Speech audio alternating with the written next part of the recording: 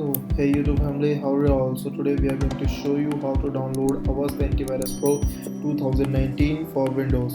So first of all, you have to visit this URL. I have also mentioned this URL in the description. And after that, once you will visit this URL, you have to click on this download button and you will be redirected to this page. And here you have to click on the start download button.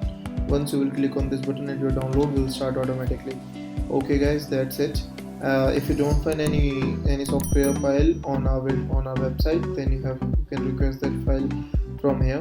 Also we have a forum section.